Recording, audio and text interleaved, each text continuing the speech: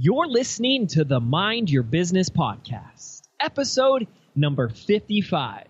Today, we're talking about how to enjoy success without feeling guilty. So, stay tuned.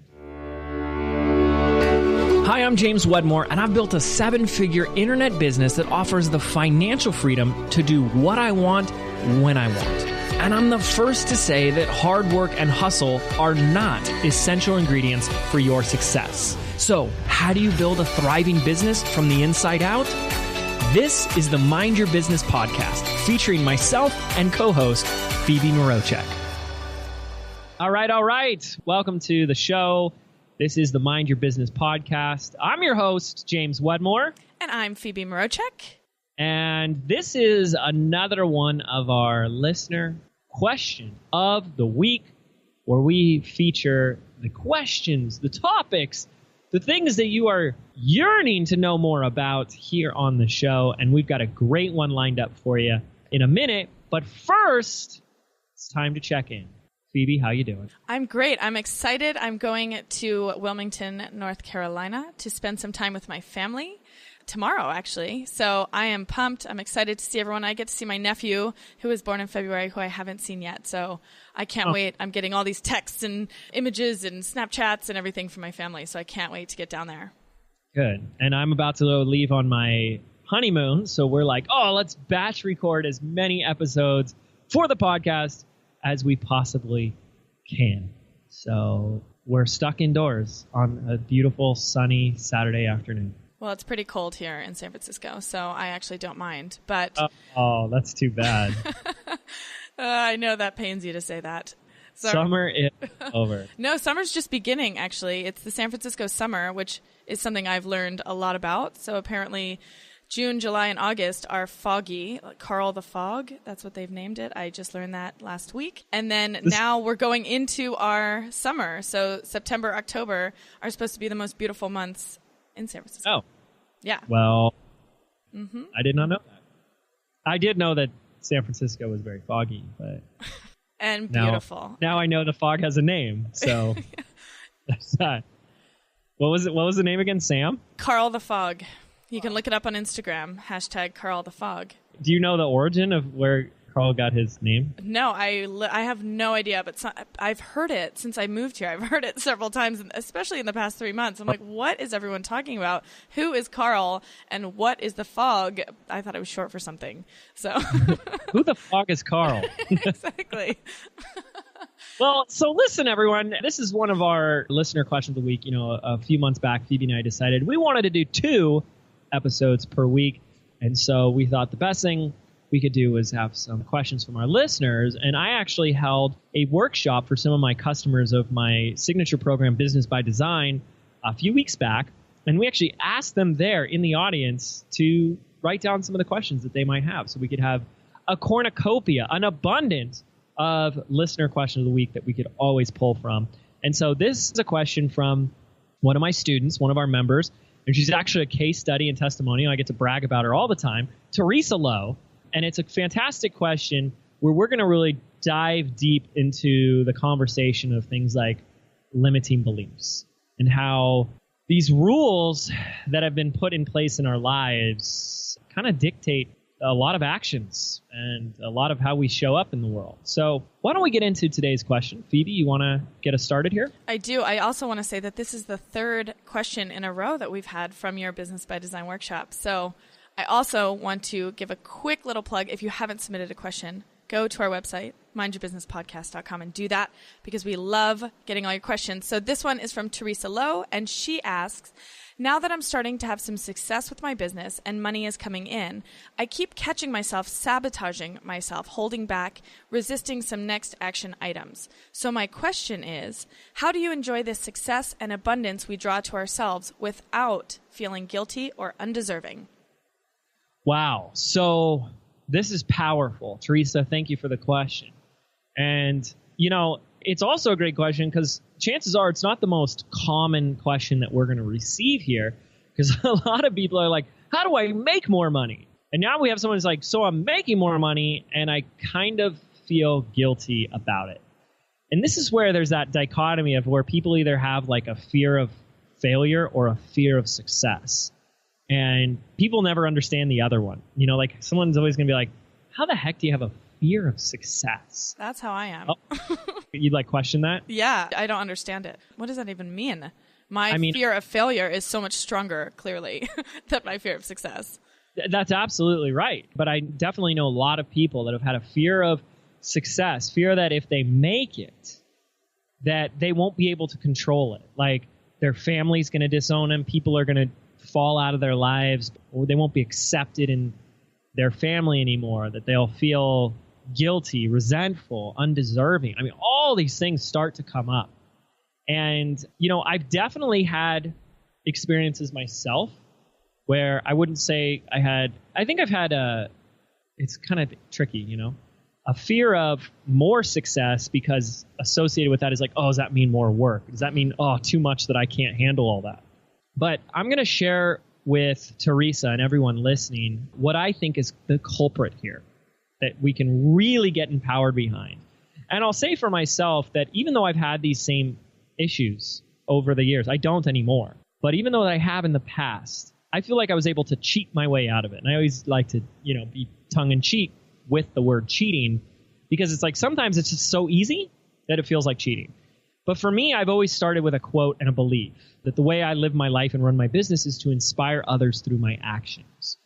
So I realized a while ago that, you know, I was having this like guilt of making money and, you know, charging higher prices and all that type of stuff. And what I realized is that to truly have an impact, to truly make a difference, and to build a team, but to be a source of inspiration for others, I would have to have all those things in my life. I would have to have all the things in my life that my average ideal customer wants for themselves. So do you take business and financial advice from a homeless person on the street? Chances are you don't, right? We tend to listen to, respect, and look up to authorities that have elements of the things that we want. So for me, whenever I felt that breakdown, I always went back to that, saying, well, the more that I accept this abundance and the more that I receive, the more I'm going to be able to impact and reach more people. And today people know me, they're like, oh yeah, he's the guy that like, you know, has a 7-figure business and just surfs all day. You know, and it's that the very lifestyle that I've demanded for myself has then perpetuated a curiosity, a desire, and a demand for others to want to listen to what I have to say. Now, Teresa and others may not necessarily be in the same type of scenario where your audience is coming to you because they want the same lifestyle as you. So we have to start to go a little deeper. Because does that make sense, Phoebe? I was kind of able to just like cheat it. I was like, well, I kind of feel guilty, but I know that if I make more money and receive this abundance, that's going to continue to be a symbol for, you know, what is possible for others.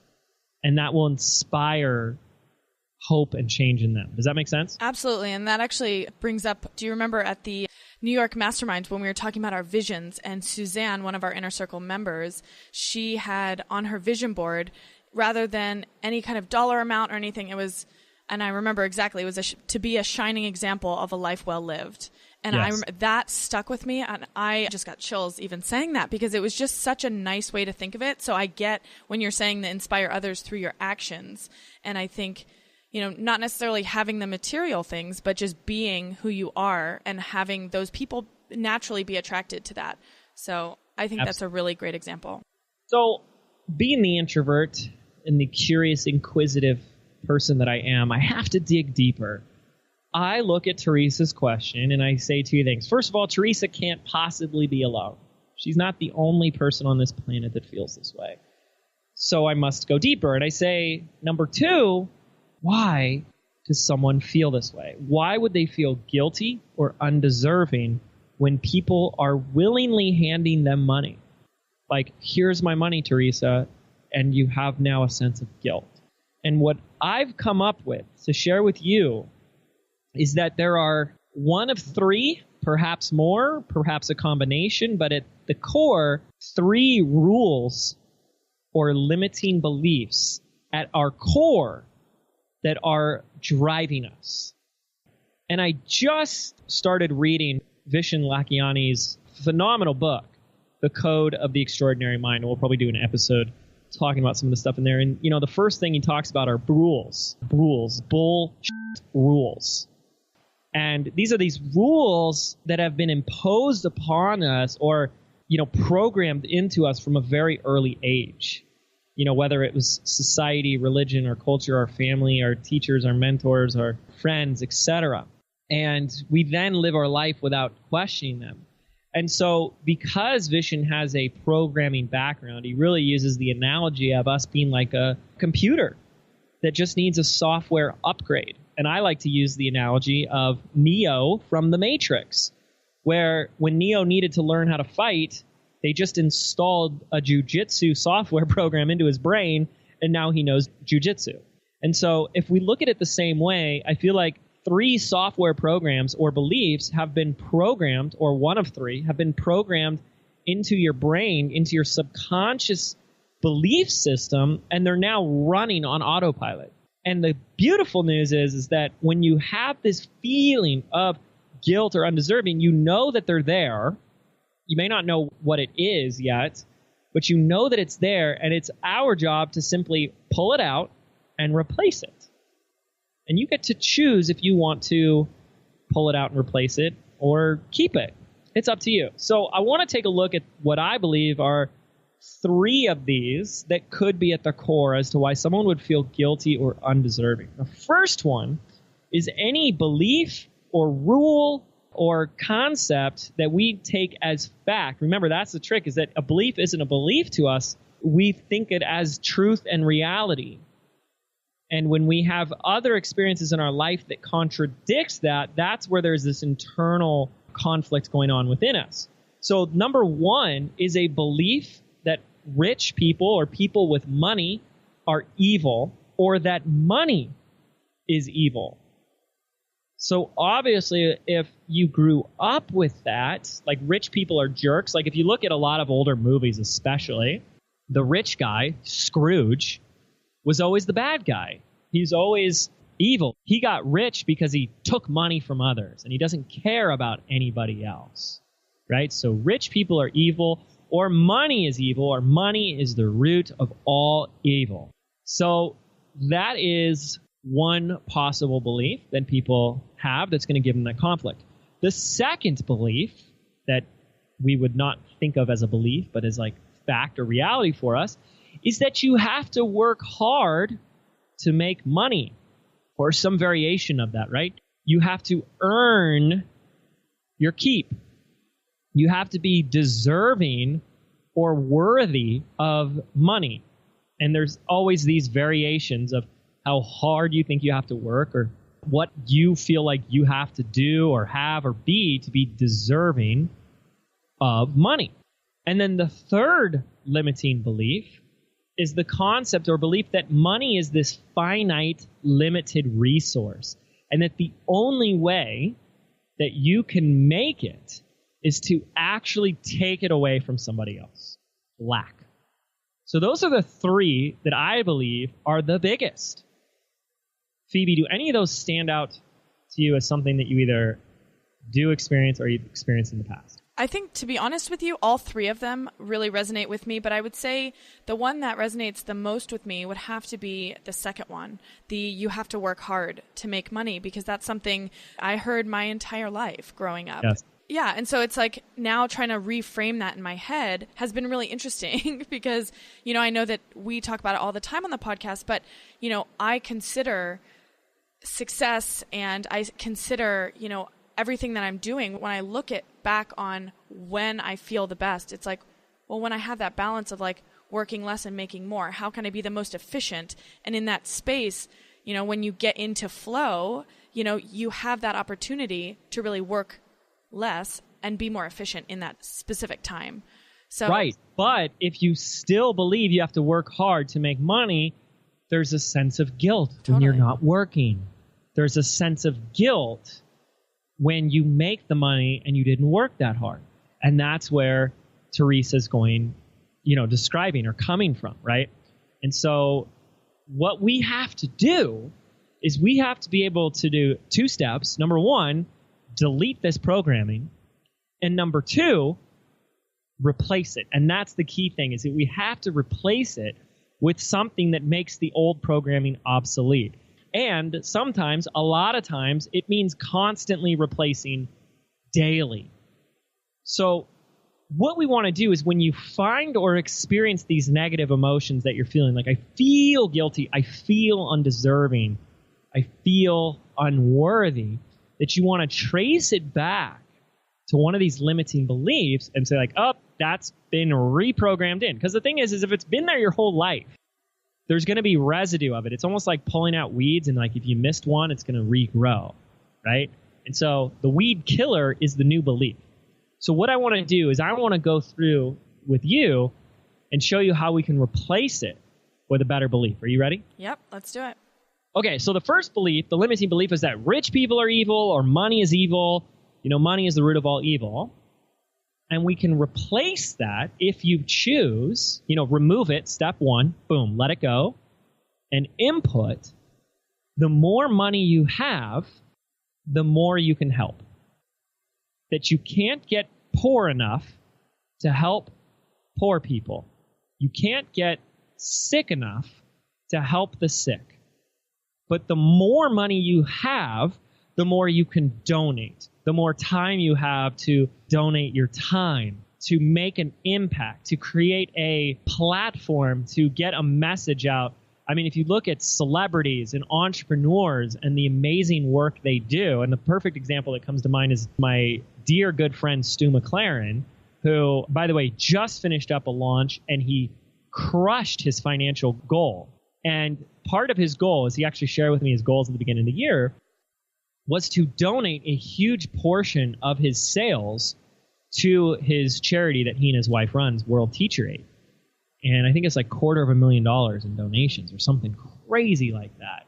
And he believes, and I believe with him, it's a different belief, that the more money we make, the more impact we create. So you have a choice, but you can't believe both, can you? You can't sit in a place where rich people are evil and the more money you make, the more you can help and give people. You have to choose one of those. Right, and that you can see why you would sabotage yourself, because if you think rich people are evil, then your brain naturally is like, well, then I don't want to be rich. I don't want to be evil, And so that's the pattern, right? So just replacing that. And I also want to say, as we go through these are amazing affirmations to say in the morning, because I say a couple of them, especially the next one. Well, number 2, this whole concept that you have to work hard to make money, or you have to be deserving of money in order to receive it or keep it or hold on to it. Well, the number 1 thing that we can do to remove this belief and replace it with one that empowers you is to realize that there is no direct correlation with hard work and money. Because how many examples do we have of people who dig ditches and retile a roof in the hot sun or tar a roof in the hot sun? They're working their tails off. And how much money are they getting for that, right? But that really, in order to make more money, it's simply about providing more value. You want to make more money, solve bigger problems. And solving bigger problems means providing more value. And value given, has nothing to do with time. It has nothing to do with effort. And the classic example is the gentleman with the cavity in his tooth. He's in total pain. He can't sleep at night. Awful toothache. He goes into the dentist. The dentist takes one look and within 30 seconds yanks his tooth out. Problem solved. Value delivered. $600, please. $600? That was only 30 seconds of work. Yeah, but I solved your problem, didn't I? So it's all about the value that you provide in proportion to the money you receive. And the money you receive is really just the indicator and the evidence, the manifestation of the value that you're already putting out there into the world. And a lot of times people will come to me potential clients and students frustrated that they're not making enough money. And the reason they're frustrated is they're saying things like, I work my tail off. I deserve it. I work so hard. And I say, no one cares how hard you work. No one cares about the effort or the energy or how much you say you deserve it. It's not until you start to provide true, real value. And value is simply about your ability to effectively solve problems for others. That is it. Problem, solution. That's belief number 2. I just want to chime in here real quick for an affirmation that I have around this. And one of mine is, the less I do, the more I make. And I also have another one that's like, it's written on my mirror, but it's something like, the more value I provide, the more money I make. And so those are 2 things that I constantly and consistently am looking at every day. And I'm saying actually out loud to help reprogram my own thoughts. So if you're struggling with, how are you going to reprogram and, system upgrades and all of this stuff, like, that would be a really good place to start. Love it. So let's take a look at this third limiting belief that isn't a belief for some people. This is fact. This is real. This is their life. This is reality. And this is why there's that conflict, because this is running in the background as a program on autopilot. And it's that, well, money is limited. And in order to make money, you're actually taking it away from somebody else. Just feeling that has a lot of guilt associated with it. And what we have to understand is that that is coming from a lack mindset. And to switch into an abundance mindset, we have to realize, we have to find a belief, replace this limiting belief with a belief that there is no limitation to abundance. That's why it's called abundance. There is no limitation to money. And just as you can create money on demand, so can your customers.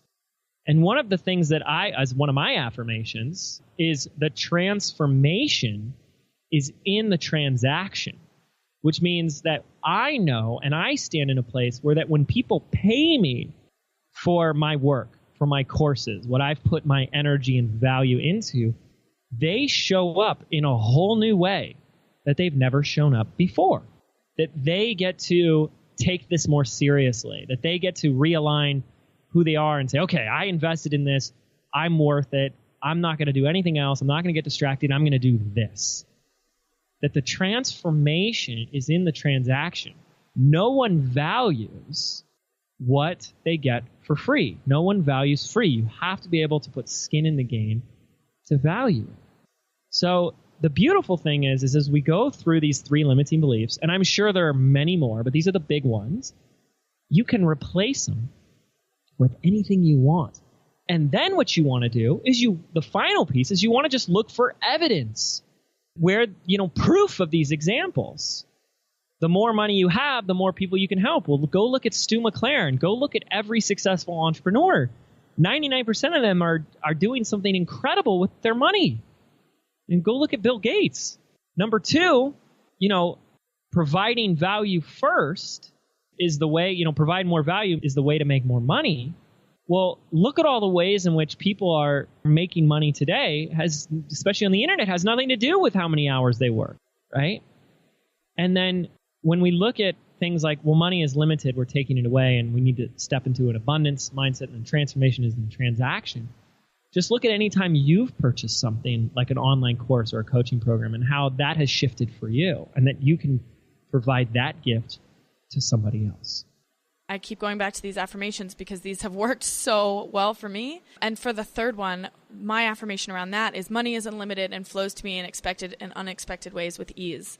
And I say that and it gets me really excited and gets me really pumped when I start looking at, because that actually really bothers me if I think about, taking money away from people and, this whole competition, and competition rather than collaboration, or flipping that to be collaboration, not competition. And I think that was a huge mindset shift for me that, I still do work on this. And this is not something that, that I've mastered yet. But all of those affirmations help me every morning to really get in that place and to be able to serve from a place of abundance and collaboration and value. So the simple answer here to Teresa's question, and I'm sure others have had this question as well. So thank you, Teresa, for asking it, because it creates a great conversation. The simple answer is to identify the limiting beliefs that we hold as truth and replace them with beliefs that are more empowering. And the source of these limiting beliefs, like how do you, it's always, you can't just say, well, what are my limiting beliefs? They hide. They don't call themselves limiting beliefs. Well, the clue is in how you feel. If you do something, get something, or receive something, or, take some sort of action or get some sort of result, and there's an internal conflict, a struggle, frustration, doubt, guilt, etc., you start to get fascinated with that. Why do I feel this way? And that's what Teresa's starting to do. And say, well, somewhere in there, I just have a conflicting belief about receiving money for my work, or making more money, or becoming successful. And we may not have hit upon Teresa's limiting beliefs. It might be something completely different. Who knows? But the more we look and get fascinated about this, the more opportunity we have to discover what is ruling our reality, and that we can replace it. We might have to continue to replace it every day for the next 30 days. That's why people call it an affirmation, right? But eventually, over time, it's going to get programmed in. Just like installing a new habit or daily routine eventually becomes unconscious competence. It's just, subconscious. On every level, you don't even think about it. So to bring it from a practical angle, when I was reading this question, Teresa, I took it kind of in a different way from what James took it as, and I did want to address that as well, is when I started to make money in my business, and I was like, people are looking at me now because I've had this great launch, or, I've sold this course and this product. And so I felt this like incredible pressure to show everyone, all these amazing things I was buying, or, because I felt like that's what they expected from me. And, I got really clear on how I experience success. And so I don't necessarily, buy lots of stuff, even though I felt that pressure. I really enjoy my success in different ways, as far as like experiences and going out to dinner and, that kind of, and traveling and whatnot. And I felt that in that moment, it was like, well, now I have to buy something really big and really, gaudy, or, like some sort of jewelry or something, because it made other people, recognize the success that I was having. And so the point that I want to make is that you don't necessarily have to buy these huge things. And when I would, if ever I did, which I did a couple times, I would buy something really just outrageous that I was like, oh, I would never spend that much money, or I would never, eat at that restaurant because it's so expensive. And so that's where the guilt started to kind of creep in. And so one thing that I've started to do, which I know Denise Duffield Thomas talks about a lot in her Lucky Bitch Bootcamp, is like incremental upgrades. So, as you start to experience this success, just start to upgrade various things in your life, as far as like, maybe you buy like organic now. You've started to make some more money. And so I would just say, like, don't ever feel like because you're experiencing success that it has to be this like crazy life change. Making little upgrades will then help as you begin to, as you become more successful and you start to get more money and spend money on the things that are important to you, then it won't feel like these frivolous purchases. It will just feel natural and normal, and people will be able to relate and, relate more to that than they will if you, go out and buy a yacht or a new car or something like that. So that's just one point that I wanted to make when I was reading your question, and hope that, something there resonated with you. And lastly, go easy on yourself. A lot of times it's very easy to then beat ourselves up, make ourselves wrong because we have these beliefs, or we are thinking a certain way that we shouldn't be. And, that just compounds it. Go easy on yourself, have fun, enjoy the process, and look for that joy in every moment. So thank you, Teresa, for the question. Thank you, all of our listeners. I hope you found value in this. To submit your listener question of the week, head on over to mindyourbusinesspodcast.com, and you could submit your question there with a chance to be featured on one of our upcoming episodes. Thank you so much for listening. We'll see you in the next episode. Take care. Are you frustrated that no matter how hard you hustle, no matter how much you get done in a day, you still feel like you have little results to show for it? Do you feel like you're doing everything right, but there's still something missing? Well, what if there was an easier way? What if your business could be fun, effortless, and profitable. Phoebe and I have put together a free audio MP3 for you, compiling the 77 business affirmations for creating success from the inside out. And we want to give it to you absolutely free.